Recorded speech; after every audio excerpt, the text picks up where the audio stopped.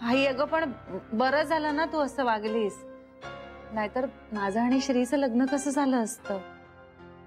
हा तुझा चांगुलपणा झाला बाळा, पण यामुळे माझ्या मनातलं शल्य कमी नाही न होत. तुझ्या वडिलांच्या वयाच्या माणसाशी मी तुझं लग्न ठरवत होते. कशासाठी? कशासाठी तर पैशांसाठी. आई माझी संमती होतीच की त्याला, ती तशी तुझी चूक होती. तसाच माझाही त्यामागे स्वार्थ होताच की. मला त्यावेळी बाबांच्या ऑपरेशनसाठी पैसे हवे होते, काहीही करून. पण ब्रह्मदेवानं आमची गाठ बांधली होती, ती कोणालाच सोडता येणार नाही. तोही प्रयत्न करून झालाय माझा.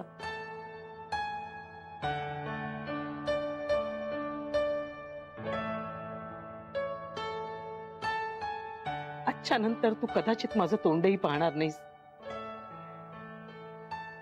तुम्ही सगळे कदाचित माझं नावही टाकाल, पण तुझे बाबा म्हणतात तसं माझ्या पापाचा पाडा मी वाचल्याशिवाय माझी याच्यातून सुटका नाहीये. माझ्याच पापांची भूत अशी फिरत राहिल्यासारखी वाटतात मला. माफ करा, तुमच्या मध्ये बोलायचा मला काही हक्क नाहीये, पण मला काय वाटतं, जे झालं ते झालं ना. आता पुन्हा पुन्हा उगाळत बसून काय होणार आहे. आणि आपण माणसं आहोत, चूक माणसांकडूनच होते ना. आई आणि सोड ना आता, जे होतं ते चांगल्या करताच म्हणायचं आणि सोडून द्यायचं. अगं आणि माझी कुणाविषयीच काहीच तक्रार नाहीये. अगं माझ्या नशिबात जे जे लिहिलं होतं ते ते घडलं म्हणायचं, आणि जे घडलं ना ते चांगलंच घडलं. देव करतो ते सगळं चांगल्यासाठी करतो. आई हे बघ, माझ्यावर तू कुठलाही अन्याय केलेला नाहीयेस, त्यामुळे असे विचार नको आणूस तू मनात.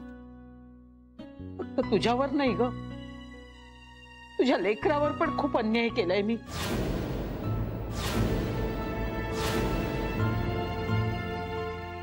त्याची तशा अपराधी आहे मी, आणि त्यासाठी देव मला या जन्मातच नाही पुढच्या 7 जन्मात देखील माफ करणार नाही.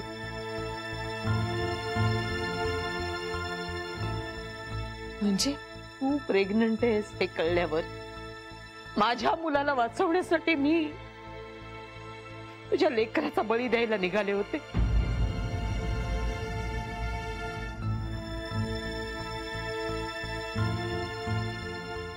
मला लाज नव्हती, मला भीती नव्हती. कशी वागले मी. आता विचार केला ना जानू की खूप घाबरायला होतं मला. आणि त्यावेळी एवढा सगळा दुष्टपणा माझ्यात कुठून आला होता मला कळतच नाहीये. तुझं लेकरू तुझ्या पोटात असताना तुम्हाला दोघांना वेगळं करण्याचा मी प्रयत्न करत होते.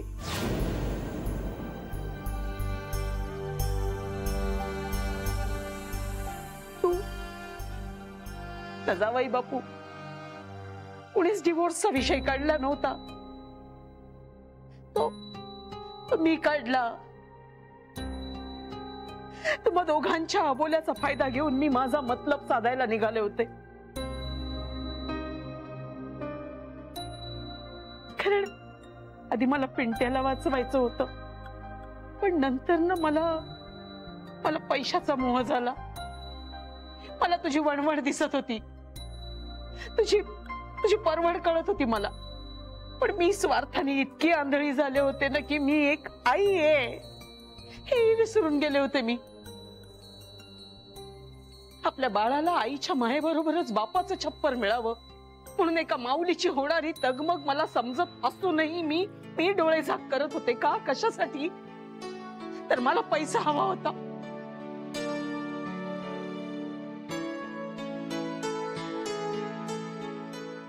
नशीब चांगलं म्हणून माझं कारस्थान चाललं नाही तर कुठल्या तोंडाने मी आई म्हणून घेतलं असतं स्वतःला.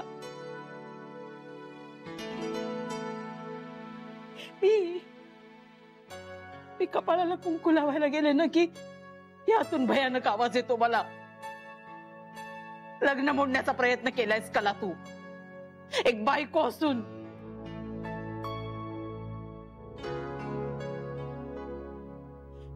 स्वतःच्या मुलीला तिच्या नवऱ्यापासून तोडण्याचा प्रयत्न केला मी.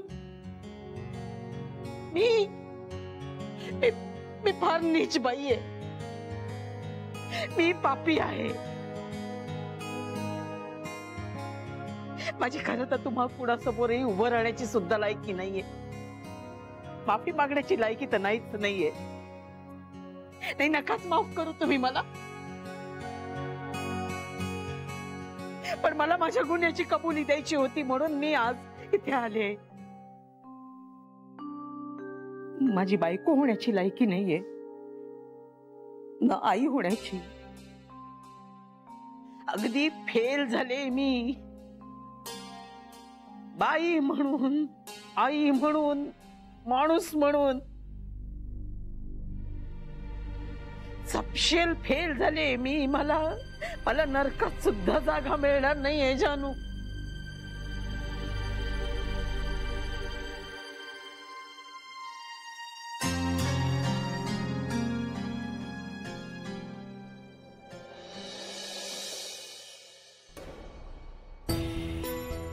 काय करू, विचारू का बाबांना? खरंच हे पैसे त्यांचे आहेत का ताईनं दिले? पण आता एकदा ते म्हणाले आहेत ना की त्यांनी दिले, त्यानंतर त्यांच्यावर असा अविश्वास दाखवणं म्हणजे चिडायचं उगाच. जाऊ दे, त्यापेक्षा नकोच. आणि बाबा एवढं खोटं नाही बोलणार माझ्याशी. मग माझ्या मनात ही शंका काय येते? काय एकदा विचारूच बाबांनी.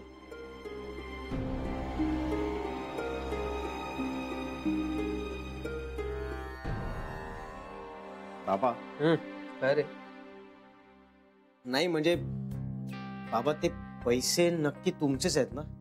हो, माझेच आहेत. का? नाही, सीए विचारत होते. काय म्हणजे ती जी गुंतवणूक तुम्ही केली आहे ती आपल्याला दाखवायला लागेल ना. म्हणजे? नाही, त्याची कागदपत्र तुमच्याकडे आहेत का? कागदपत्र? हो, आहेत ना, कागदपत्र आहेत ना? हो. बाबा, टेन्शनच गेलं माझं. कसलं? नाही म्हणजे पुढे जर काही टॅक्स बिक्स आलं तर ती कागदपत्र आपल्याला दाखवायला लागतील. ती तुम्ही काढून ठेवा, आपण ती सीएला दाखवून घेऊ. कागदपत्र हो, काढून ठेवतो. संध्याकाळपर्यंत काढून ठेवतो. चालेल? हो. मी निघू बाबा आता? हो, ये सावकाश. चालेल, तुम्ही ती कागदपत्र काढून. काढतो.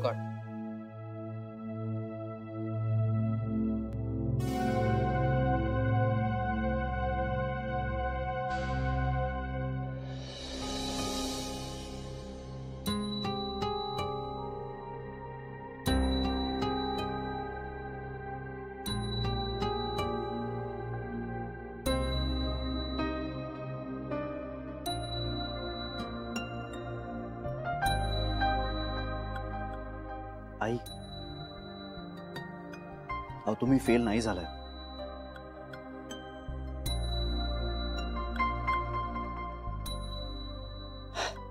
तुमच्या हातात जे काही होतं ते करून तुम्ही तुमच्या मुलाला वाचवण्याचा प्रयत्न केला आणि यात काहीच चूक नाहीये. उद्या माझ्यावर एखादा असा प्रसंग आला असता तर माझ्या आईने सुद्धा हेच केलं असतं. जीवाचं रान करून मला वाचवण्याचा प्रयत्न तिनेही केलाच असता. आणि अहो जगातली कुठली आई हेच करेल?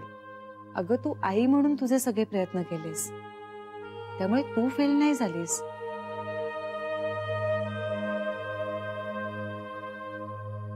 फेल तर आम्ही दोघं झालो होतो. एकमेकांवर पुरेसा विश्वासच नाही दाखवू शकलो आम्ही, आणि गैरसमज करून घेतले एकमेकांबद्दल. खरंय, आम्हीच कमी पडलो आहे.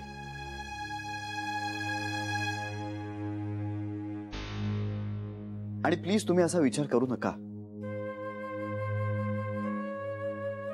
मी तर म्हणतो की हे झालं ना ते बरं झालं. म्हणजे एकमेकांवरती विश्वास ठेवण्याची परीक्षा तरी देता आली आम्हाला.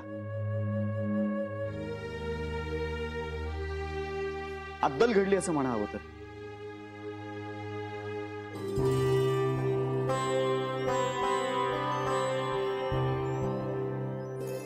आणि आईजी म्हणतात ना तसं,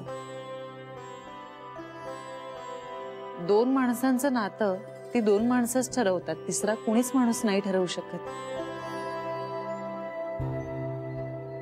तू आमचं नातं ठरवण्याचा प्रयत्न केलास कारण आम्ही तुला ती संधी उपलब्ध करून दिली आई. आणि त्यातही माझी चूक जास्त होती. माझा इगो आडवा आला. चूक माझी होती श्री, मी तुला सगळं सांगायला हवं होतं. नाही जान्हवी, अगं चूक कोणाचीच नव्हती, परिस्थितीची होती चूक.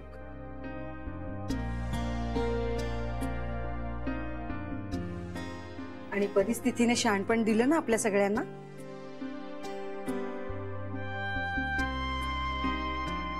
तुमच्यावरून आम्ही सुद्धा धडे घेतले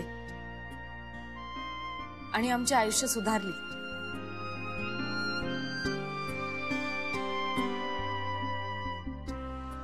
पण मला मात्र चांगली आई होता आलं नाही बघा.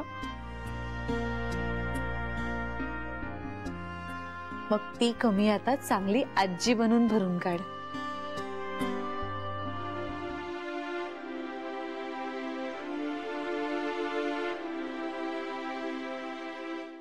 आता जे झालं ते झालं. ते बदलता तर येणार नाहीये.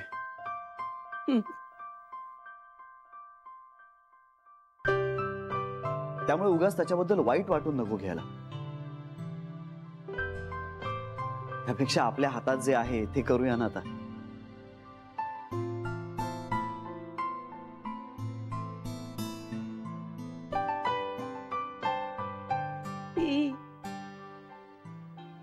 एवढी चांगली मनं कुठून आणली तो तुम्ही?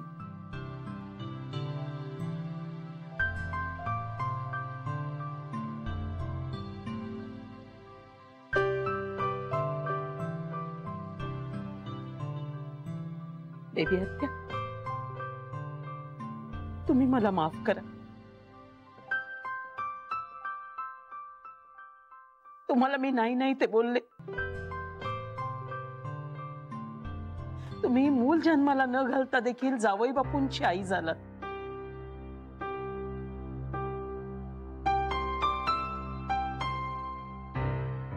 आणि मी मूल जन्माला घालून देखील आई होण्याच्या लायकीची नाहीये.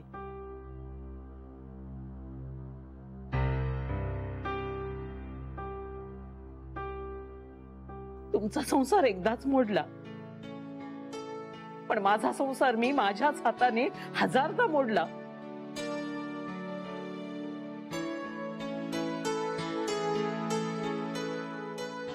कुठल्या तोंडाने मी तुम्हाला बोलत होते कुणाच ठाऊक.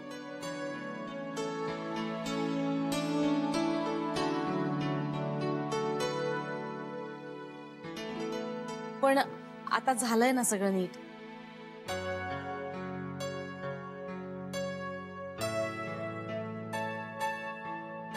तुमच्या घरात मुलगी देऊन देखील तुमच्या घराला शिव्या शाप देत होते मी. आम्हाला तुमचे शिव्याशाप नाही, तुमची सोन्यासारखी मुलगी लाभली.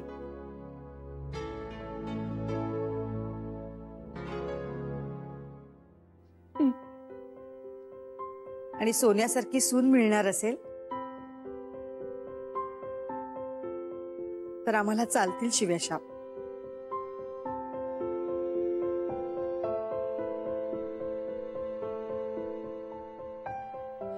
तुमच्या लेखीने आमच्या घराची घडी बसवून दिली सगळी. आमच्या मनात आता काही नाही हो तुमच्याविषयी.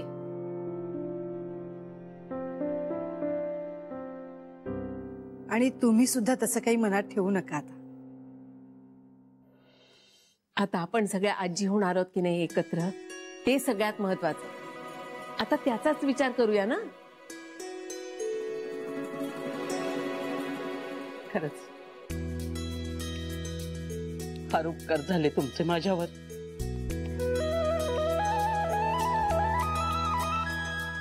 अहो अहो तुम्ही तुमची मुलगी देऊन आमच्यावर उपकारच केलेत की.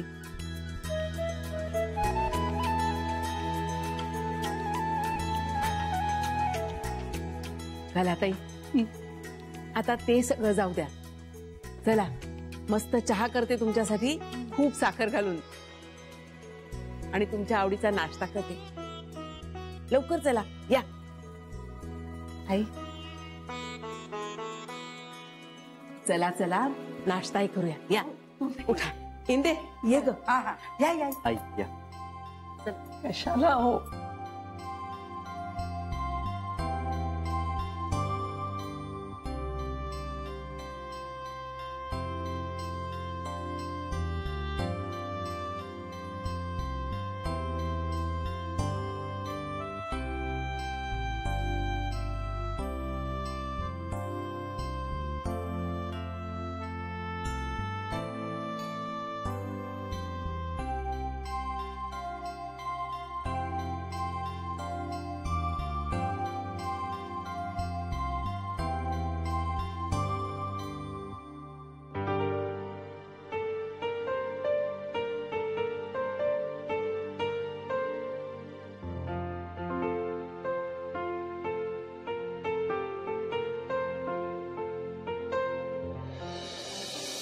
चला झाली का मग एकदाची?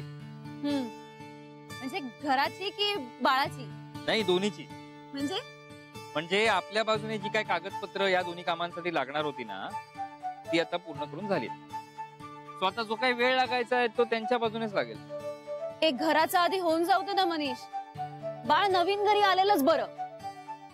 गीता, हे बघ, त्यांना लागणाऱ्या सगळ्या डॉक्युमेंट्स आपण सबमिट करून झाल्यात. सो उद्या त्यांनी असं सांगितलं की बाळ घेऊन जा, तर आपण त्यांना असं सांगणार आहोत का? नाही नाही, आमचं घर घ्यायचं बाकी आहे, आम्ही आधी घर घेणार मग बाळ घेणार, असं काही सांगणार आहोत का? तसं नाही, पण आयडियली घर आधी आणि बाळ नंतर, हे मान्य आहे मला. पण समजा बाळ आधी आलं तर त्याची मनाची तयारी तू करून ठेव. मी तर दोन्हीसाठी तयार आहे. गुड. आधी घर मग बाळ, किंवा आधी बाळ मग घर. मुख्य म्हणजे तुझ्या आईनी जे सहकार्य दाखवलंय ना, त्यामुळे माझा उत्साहच वाढलाय. माझी आई नेहमीच सहकार्य दाखवते. तू चुकाच तिच्याशी कैदाशिनी सारखं वागतेस. काय म्हणालास? मी कैदाशीन? तुला मनातलं कळायला लागलं? चल आता. मारायचं नाही, आणि बाळासमोर अजिबात मारायचं नाही, मला कळलं ना? नाहीतर बघ, अजिबात सांभाळणार नाही मी त्याला. चला.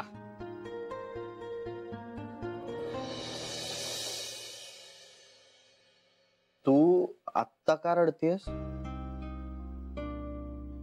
आई असं काहीतरी करेल असं आयुष्यात वाटलं नव्हतं रे श्री मला. पण मग तुला ह्याचा आनंद होतोय की वाईट वाटतंय? वेड्या अर्थात छान वाटतंय मला. तिने तिचं मन मोकळं केलं, किती छान झालं ना. चांगलंय की मग. म्हणूनच आनंदाने पाणी येतंय डोळ्यात माझ्या. हे काय मला कधी कळलेलं नाही असणार.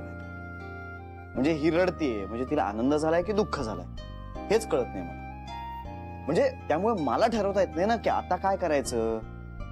ही रडतीये म्हणजे तिची समजूत काढायची का इथून पळ काढायचा का? म्हणजे श्री मग आज काय दांडी बँकेला?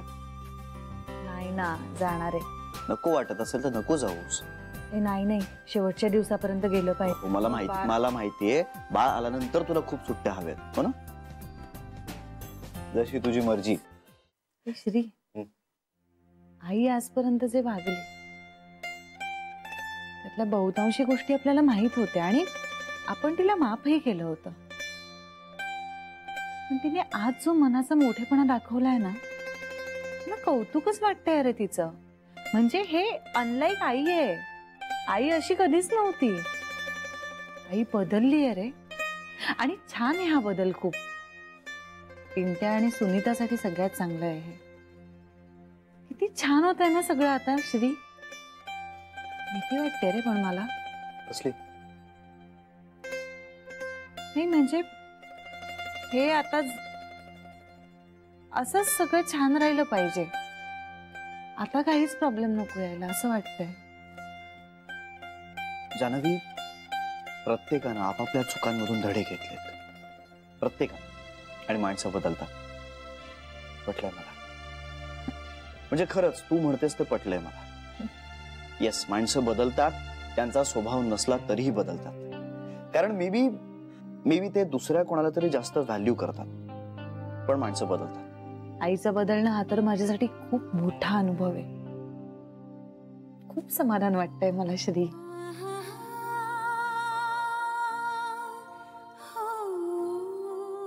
मलाही.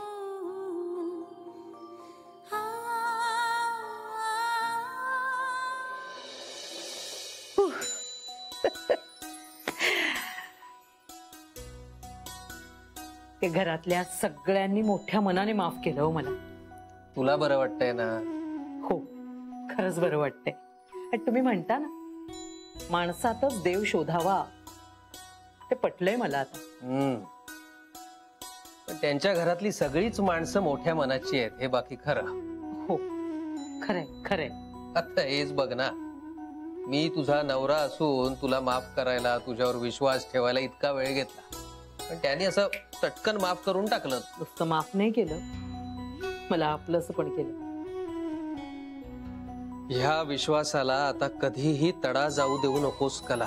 नाही जाऊ देणार कोणाच्या, ना तुमच्या, ना जानूच्या, ना इतर कोणाच्या. बस, मला तरी आणखी काय हवंय. हे कला कला, बस बस बस. काय हे? नवीन कला जन्माला आली तुमच्यामुळे.